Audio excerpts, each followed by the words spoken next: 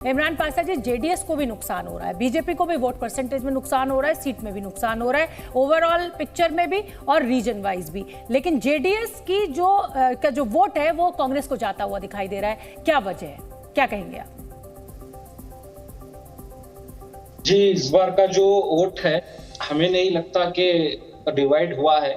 आने वाले दिनों में जो 13 तारीख को रिजल्ट आने वाला है, हमें उम्मीद है कि पिछली बार से बढ़कर ज्यादा, जो पिछली बार जो हमें परसेंटेज मिला था उससे बढ़कर, उससे बढ़िया तौर पर हमें इस बार इलेक्शन में फायदा पहुंचा है। और जो ये सर्वे दिखा रहे हैं, ये सर्वे तभी सच माने जाएंगे जब आखिरी दिन रिजल्ट आएगा। इन सर्वे पर हमें भरोसा है। बड़ी आनंद भरी स्थिति होती है कि जब आप एग्जिट पोल का आंकड़ा लेकर बैठते हैं और मेहमानों से चर्चा करते हैं तो हर राजनीतिक दल कहता है कि साहब जो जीत रहा है उसको छोड़कर कि ये गलत है, और जब असली नतीजों का दिन आएगा तो तस्वीर बदल जाएगी। इतनी तस्वीर थोड़ी बदल जाएगी कि आप 35 सीटों से और 113 पर जादुई आंकड़े को छू लेंगे, ये तो आप भी मानेंगे ना? नहीं, मैं ये नहीं कहता हूं कि जो आपके आंकड़े गलत भी हैं, और ये भी नहीं कहूंगा कि जो नंबर आप दिखा रहे हो उससे ज्यादा 103 से लेके 118 तक जो कांग्रेस का दिखा रहे हो इससे बढ़कर आएंगे करके। मैं ये बोल रहा हूं कि जो वोटिंग परसेंटेज जो पिछली बार मिला और जितने विधायक हमारे पिछली बार जीत कर आए थे उससे ज्यादा इस बार आएंगे। और कितने आएंगे और वो क्या आएंगे ये आपको 13 तारीख को पता चलेगा। आपके पास सर्वे रिपोर्ट है, आप सर्वे रिपोर्ट को लेकर चलिए। हमें उम्मीद है कि हमारी जो उम्मीद है इस बार जो कुमार स्वामी जी ने, एचडी कुमार स्वामी जी ने जो काम किया है, जो योजनाएं कर्नाटका के बीच में, कर्नाटका के अवाम के बीच में रखी हैं, ये योजनाओं का प्रचार 1 साल से चल रहा था। तो उस योजनाओं को ज्यादा से ज्यादा कर्नाटका के लोगों ने सुना है, समझा है, और आने वाले भविष्य के लिए जेडीएस पार्टी को कर्नाटका के लिए चुनेंगे और यहाँ पर हमारी सरकार बनेगी, हमें उम्मीद है।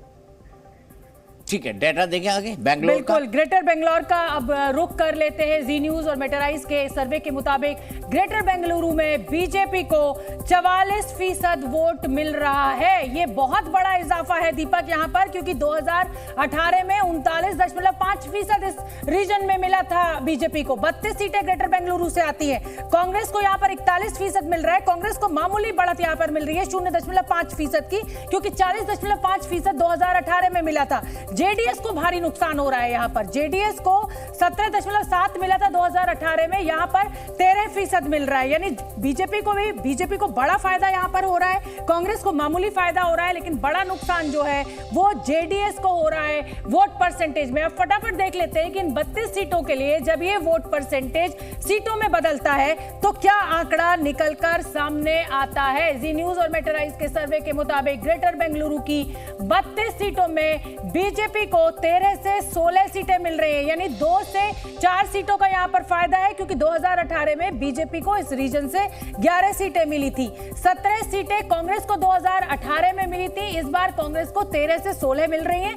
यानी कांग्रेस का मामूली 1 से 2 सीट का नुकसान दिख रहा है। जेडीएस को यहां पर 2 से 3 सीटें मिल रही हैं। जेडीएस को 2018 में यहां से 4 सीटें मिली थी। यानी अगर बड़ी पिक्चर की मैं दीपक बात करूं तो जेडीएस का नुकसान है, कांग्रेस और बीजेपी को मामूली फायदा होता हुआ दिख रहा है। कांग्रेस और बीजेपी को मामूली फायदा। हम बहस को आगे बढ़ाएंगे, अगले फटाफट 2 रीजन और बता देते हैं शोभना। बिल्कुल ठीक है, और अब हम बात करेंगे हैदराबाद कर्नाटक के आंकड़े की, क्योंकि हम आपको 3 रीजन का आंकड़ा दिखा चुके हैं। अब मेटराइज और जी न्यूज के जो एग्जिट पोल के मुताबिक बीजेपी को 40 सीटों वाले हैदराबाद कर्नाटक में 38% वोट मिला है, जो कि 2018 में 39.7 था। यानी सीधा 1.7% का बीजेपी को यहां पर नुकसान है। कांग्रेस को 2018 में 42.6 मिला था, यहां पर कांग्रेस का गेन है 0.4% का। जेडीएस को 14% मिल रहा है। हैदराबाद कर्नाटक में जेडीएस को 2% का फायदा हो रहा है। अन्य के खाते में 5%, यहां पर अन्य को 0.8% का नुकसान हो रहा है। यानी कुल मिलाकर जेडीएस को यहां पर फायदा होता हुआ दिखाई दे रहा है, बीजेपी को नुकसान हो रहा है, कांग्रेस को बहुत मामूली यहां पर गेन है। लेकिन अगर हम सीटों में इस आंकड़े को कन्वर्ट करें तो वो जानना भी बहुत दिलचस्प होगा। 40 सीटें इस रीजन से आती हैं और 40 सीटों में आप देखिए हमारा ड्रोन जो है वो चल चुका है और किसी भी पल टीवी स्क्रीन पर आपके सामने आ जाएगा वो ड्रोन आंकड़ा लेकर, क्योंकि अभी वोट परसेंटेज चल रहा है। तो ये लीजिए, हैदराबाद कर्नाटक की 40 सीटों का आंकड़ा आपके सामने आ चुका है। कांग्रेस को 21 से 26 मिल रही है। 2018 में 21 सीटें मिली थी, यानी यहां पर कांग्रेस को अगर 26 जाता है तो 5 सीटों का फायदा है। बीजेपी को यहां पर नुकसान दिख रहा है। 15 सीटें 2018 में मिली थी, यहां 11 से 16 है। अगर 11 आती है तो नुकसान है, 16 आता है तो 1 का गेन है। जेडीएस को यहाँ पे 4 से 7 मिल रही है। यहाँ पर अगर जेडीएस अपने हायर उस पर जाती है, 7 सीटों को पाती है, तो जेडीएस को यहाँ पर 2018 में 4 सीटें मिली थी।